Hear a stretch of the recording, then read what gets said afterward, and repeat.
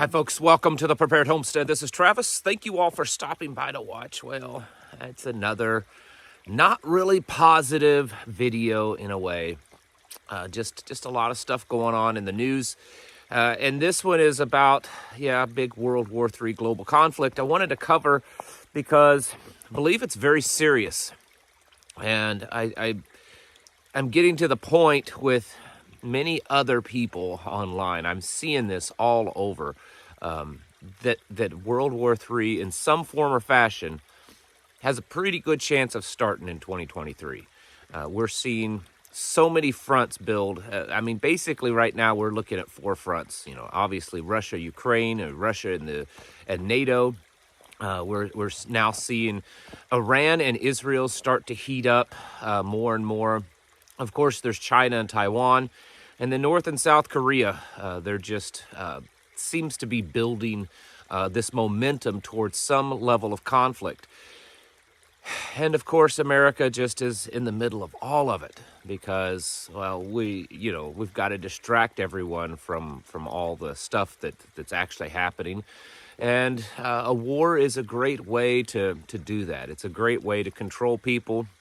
And it's a great way to bring about some new era of new agenda, new control, and it's just all over the place, folks.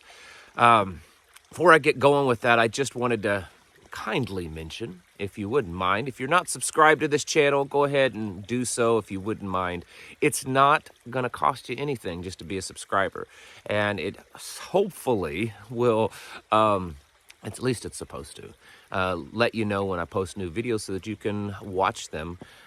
And it just kind of, gives the channel a little bit of a boost. Anyways, start off with this Iran-Israel thing. It does seem to just be continually building. Benjamin Netanyahu, the Prime Minister of Israel, has said that they are now considering sending weapons and support to Ukraine, including very possibly their Iron Dome technology. And I have no doubt whatsoever that this would definitely be a major escalation.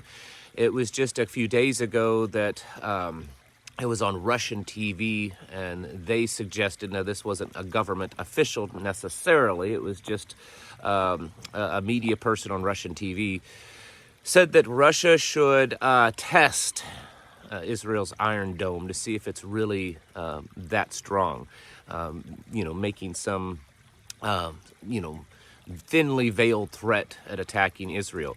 Iran has said that any attack on the Republican Guard there would be considered an act of war, a declaration of war. Now, we've already known that Israel has attacked some sites there, and they said any more attacks on Iran would be considered a declaration of war. How close are they going to hold to that? Well, it remains to be seen, but it does seem that things are just starting to escalate, and Israel has been warning this for a long time with Iran's constant endeavors into nuclear missile capability, which some say they probably already have or are much closer than what a lot of people think, especially with their deals with North Korea. Then European Union, there's been officials talk about how, we as in the West, need to be more aggressively involved in taking out Russia and taking out Putin. And so that's not going so well for the West so far, but we keep sending millions and billions of dollars to Ukraine. Just yesterday, the White House announced another $2.2 billion trade package or military package to Ukraine because, $100 billion isn't enough. It's just going to keep piling up. This war could last for a very, very long time. There's been warnings from our own government. There's been warnings from European governments that this war has the real chance of lasting years and years and years. And if we're funding it, basically, in the tune of, literally hundreds of billions of dollars, if that's how it's going to be, this is going to be a major drain for us. Last week or so, the Biden administration said that they would be considering helping Ukraine in taking back Crimea. That is, that's not a good deal, because it's been warned that in Russia that if there is any attempt to take back Crimea, that would be trigger a possibility of a nuclear war. And Ukraine is saying it, that they're wanting to go after Crimea. They're wanting to take it back and make it theirs. And so we're seeing on a pretty much a daily basis. I mean, there's hardly a day that's gone by in the last few weeks that we've not seen some kind of level of escalation. And just the fact that there's no real voice out there that's trying to rein any of this back in. We're seeing just about every government that's involved push for more war instead of trying to rein it back in. And so for the people that think that this is just going to stay in the status that it's in and just be drawn out like this, you need to be thinking about that, because we are pretty much in war with Russia. I mean, it's not an officially declared war, and our troops are not directly involved for the most part. But we are funding it. We're sending everything that we can over there. Part of this $2.2 billion package that we're sending over there does include long-range offensive rockets to Ukraine. And Ukraine is saying that they will be launching more attacks further inland into Russia, which is just going to continually escalate this. This is what they want. I'm fully 100% in that boat, that this is what they want. It was a report yesterday that at the start of this whole conflict, back on February 24th, some of you might remember seeing video footage out of Ukraine of what looked to be Ukrainian soldiers burning a bunch of documents. Well, it's come out that, now I can't confirm this is just the reports, that there was an order given by Zelensky to the day of the invasion to burn all documents related to the labs, those labs that everyone know about and talks about in Ukraine, to burn all documents related to those, and the American businesses that were connected to those labs that were developing. You can just guess what they were developing. We don't know 100% for sure, but we have a pretty good idea of it. This whole conflict is really getting out of hand quickly, and it is going to affect us, I believe, in ways that most Americans just don't see it. I think that we have been so isolated and insulated from global conflict for so long. I mean, really, you could say going back to the Vietnam War era, but even that, other than just the troop casualty, I don't know exactly how much it affected us here in the United States. I think you'd probably have to go back to World War II to really see a major conflict really affect us here on the home front. And I think we're going to see that again, but probably even greater this time. We're just not in the position that we were once in during the start of World War II.